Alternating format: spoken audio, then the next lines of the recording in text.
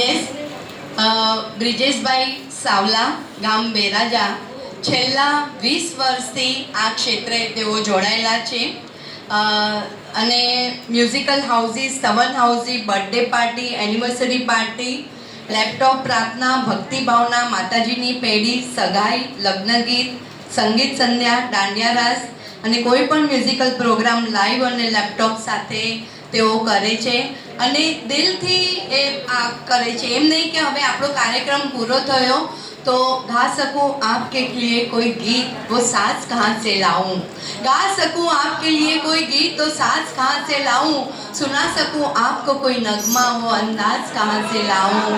यूं तो चांद तारों की तारीफ करना आसान है मगर ब्रिजेश भाई कर सकूं आपकी तारीफ वो अल्फाज कहाँ से लाऊं.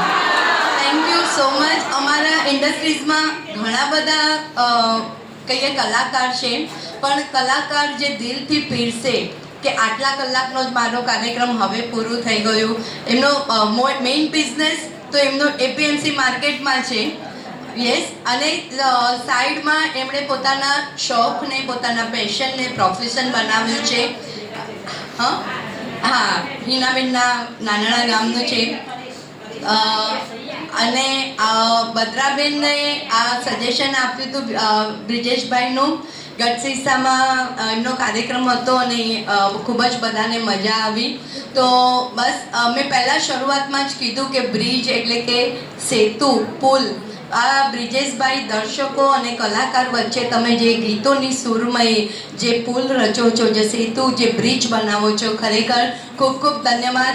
અને એમના બેટર હાફ દીપાબેન અહીંયા બધું એમનું સાંભળે છે. હા, ઘરે જઈને પછી બ્રિજેશભાઈ કાંઈ જ નથી બોલતા, એમનું જ સાંભળે છે. So happy women's day to you too. અને એમાં રૂપાબેન એવું છે કે પછી હું એટલો થાકી જાઉં છું કે બોલવાનો હોશ નથી હોતો. ક્યાં બાત હે. પણ આવી શાંત, સુંદર, સુશીલ, ઓછું બોલવાવાળી પત્ની કોઈ ભાગ્યે જ કોઈને મળે છે અને આવતા જન્મમાં આવી પત્ની મળે એવી આપણે આશા બધા ભાઈઓ રાખે. દિલીપભાઈ આવો. દિલીપભાઈ આપણા આઈપીપી જૈન જાગૃતિ સેન્ટરના આપણા પાસ પ્રેસિડેન્ટ. અને દિલીપભાઈ એમને કહીશ કે બદ્રાબેન આવો. દિલથી એકદમ જ કહીએ કે બહુ જ એકદમ નિખાલસ એવા દિલીપભાઈની ફેવરેટ હિરોઈન રેખા છે, પરંતુ એમને રેખા કરતા સવાયા અને કહીએ કે સદાય હસમુખા એવા બદ્રાબેન મળ્યા છે. તો એમ કહેવાય કે આ જોડી સ્વર્ગમાં રચાયેલી છે ને એની વાસ્તવિક અનુભૂતિ અહીંયા ધરતી પર જ થઈ છે. એમને બદ્રાબેન ભાગ્યરેખામાં બદ્રાબેન જ લખેલા હતા. સો હા, યસ. સો કાંઈ કહેશો આજના કાર્યક્રમ વિશે દિલીપભાઈ?